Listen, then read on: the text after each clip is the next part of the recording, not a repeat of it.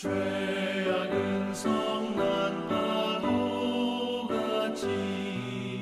우리 영혼을 위협하나 헤아릴 수 없는 주 은혜 십자가에서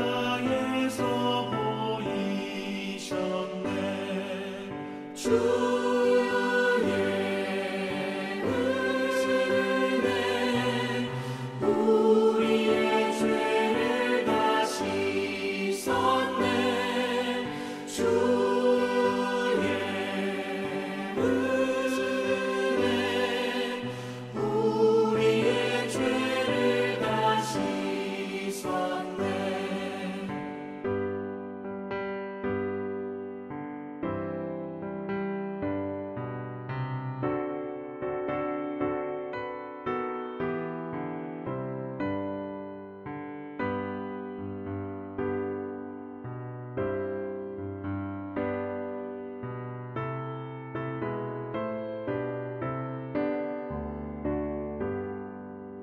죄악에 물든 영혼들을 주께서 피로 씻으시네. 지금도 흐르는 그 피에 눈보다 더 희게 씻으라.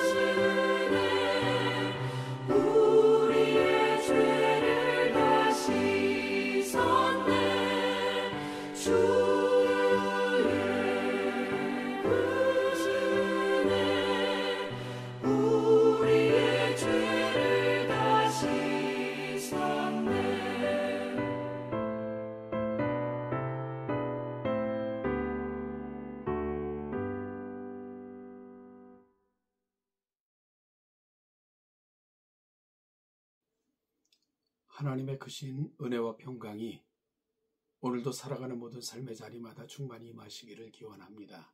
기도하겠습니다. 하나님 아버지 주신 하루를 다시 그 거룩한 이름을 부르며 거룩한 이름을 송축하며 그 거룩한 뜻을 구하며 시작을 합니다. 시작부터 마치는 시간까지 그리고 또한 내일 거룩한 주일을 준비하는 그 모든 마음까지 주관하셔서 하나님의 거룩한 은혜를 담고 그 은혜를 누리며 살아가는 복된 하루가 되게 하옵소서. 예수님의 이름으로 기도하옵나이다. 아멘. 오늘 보실 하나님의 말씀은 로마서 9장 1절로 13절까지입니다. 로마서 9장 1절로 13절 말씀을 같이 보겠습니다. 내가 그리스도 안에서 참말을 하고 거짓말을 아니하노라. 나에게 큰 근심이 있는 것과 마음에 그치지 않는 고통이 있는 것을 내 양심이 성령 안에서 나와 더불어 증언하노니 나의 형제 곧 고륙의 친척을 위하여 내 자신이 저주를 받아 그리스도에게서 끊어질지라도 원하는 바로라. 그들은 이스라엘 사람이라 그들에게는 양자됨과 영광과 언약들과 율법을 세우신 것과 예배와 약속들이 있고 조상들도 그들의 것이요 육신으로 하면 그리스도가 그들에게서 나셨으니 그는 만물 위에 계셔서 세세의 찬양을 받으실 하나님이시니라. 아멘. 그러나 하나님의 말씀이 폐하여진 것 같지 않도다. 이스라엘에게서 난 그들이 다 이스라엘이 아니요 또한 아브라함의 씨가 다 그의 자녀가 아니라 오직 이삭으로부터 난 자라야 넷이라 불리리라 하셨으니 그 육신의 자녀가 하나님의 자녀가 아니요 오직 약속의 자녀가 씨로 여기심을 받느니라. 약속의 말씀은 이것이니 명년 이때에 내가 이르리니 사라에게 아들이 있으리라 하심이라. 그뿐 아니라 또한 리브가가 우리 조상 이삭 한 사람으로 말미암아 임신하였는데 그 자식들이 아직 나지도 아니하고 무슨 선이나 악을 행하지 아니한 때에 택하심을 따라 되는 하나님의 뜻이 행위로 말미암지 않고 오직 부르신 이로 말미암아 서게 하려 하사 리브가에게 이르시되 큰 자가 어린 자를 섬기리라 하셨나니 기록된 바 내가 야곱은 사랑하고 에서는 미워하였다 하심과 같으니라. 아멘. 사랑하는 성도 여러분, 지난 시간 우리는 로마서 8장의 벅찬 감동을 나누었습니다. 누가 우리를 그리스도의 사랑에서 끊으리요? 이 위대한 구원의 확신은 우리에게 얼마나 큰 위로가 되는지 모릅니다. 그러나 오늘 9장으로 넘어오면 분위기는 급격하게 바뀝니다. 사도 바울은 조금 전까지 구원의 확신을 노래하다가 지금은 마음에 큰 근심과 그치지 않는 고통이 있다라고 고백합니다. 그 이유는 바로 그의 동족 이스라엘 때문입니다. 하나님이 택하셨다고 믿었던 유대인들이 정작 메시아이신 예수님을 거부하고 구원 밖으로 밀려나 있었기 때문입니다. 여기서 심각한 질문이 생깁니다. 하나님이 이스라엘을 버리셨는가? 하나님의 약속은 실패했는가? 오늘 본문은 이 질문에 대해 하나님의 말씀은 결코 실패하지 않으며 구원은 오직 하나님의 주권적인 선택에 달려 있음을 선포합니다. 오늘 본문을 통해서 살펴볼 수 있는 것은 첫째, 종교적 특권이 구원을 보장하지 않는다는 것입니다. 바울은 먼저 자신의 동족 이스라엘이 가진 엄청난 특권들을 나열합니다. 4절과 5절을 보십시오. 그들에게는 양자됨이 있고 하나님의 영광이 임했으며 언약들과 율법, 예배 그리고 약속들이 있었습니다. 심지어 육신으로는 그리스도께서 그들의 혈통에서 나셨습니다. 세상에 이보다 더 좋은 신앙적 환경은 없습니다. 그러나 충격적인 사실은 이 모든 것을 가지고도 그들이 예수님을 믿지 않았다는 것입니다.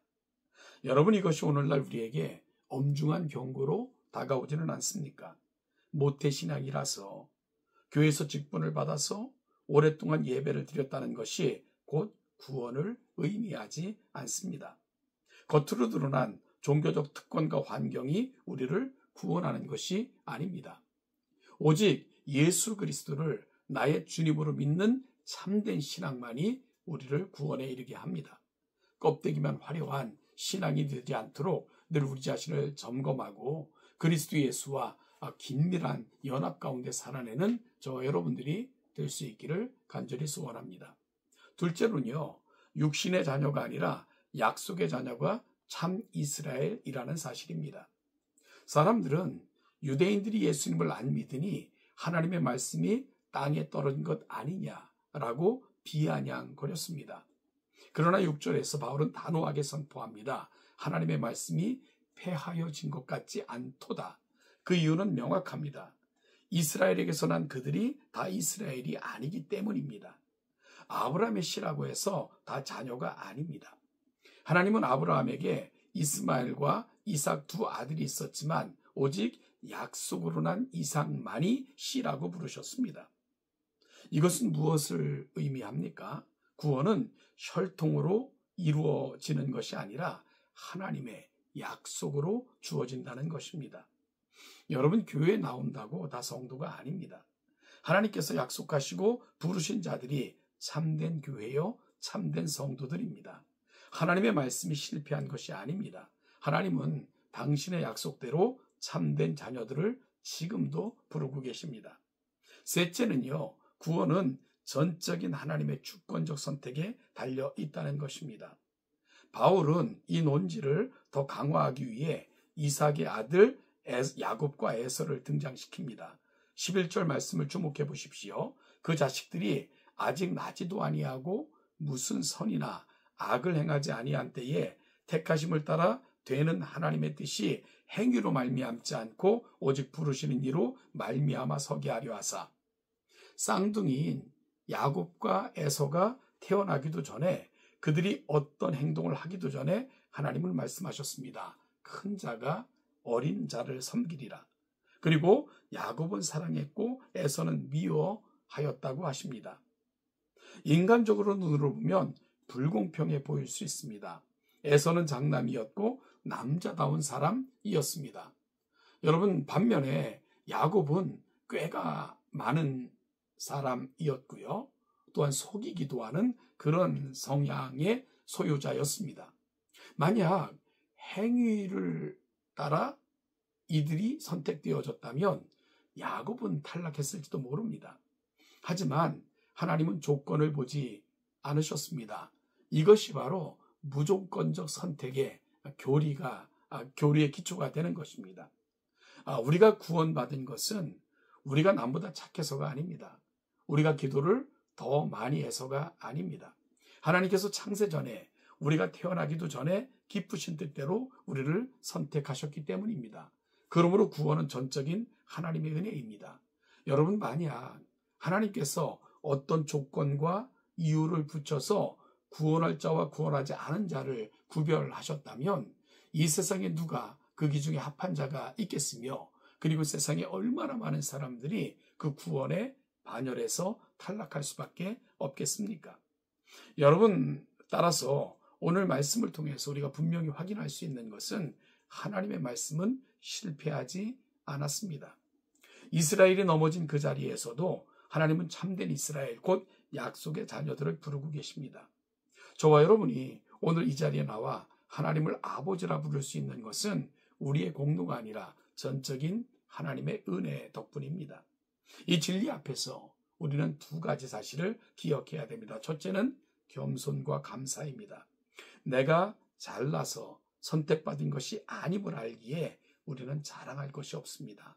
오직 나 같은 죄인을 조건 없이 택해주신 은혜에 감사할 뿐입니다. 다음은 영혼을 향한 안타까운 마음을 소유할 수 있어야 됩니다. 바울은 하나님의 주권을 믿었지만 동시에 내가 할 일은, 내가 할 수 있는 일은, 그리고 내가 해야 되는 일은 아직도 예수를 모르는 자들을 위해 끊임없이 구하며 간구하고 탄원해야 되는 것임을 분명히 알았습니다. 왜냐하면 우리는 하나님의 주권을 모르기에 오늘 내가 구원받은 사실만이 실존적 확인입니다. 그렇다면 이 확신을 가진 우리는 아직도 예수 모르는 자들에게 이 복음을 힘써 전해야 됩니다. 이것이 바로 우리에게 주어진 우리의 사명이기 때문에 그렇습니다. 오늘 하루 나의 택하심에 감사하고 감격해하면서 또 한편으로는 내게 주어진 이 놀라운 특권을 하나님의 말씀을 전하고 누군가에게 이 사랑을 실천하는 일로 사용해 내시는 우리 복된 성도들 되시기를 주님의 이름으로 축복합니다. 하나님의 은혜가 오늘도 여러분의 삶의 자리마다 충만히 임하시기를 기원합니다.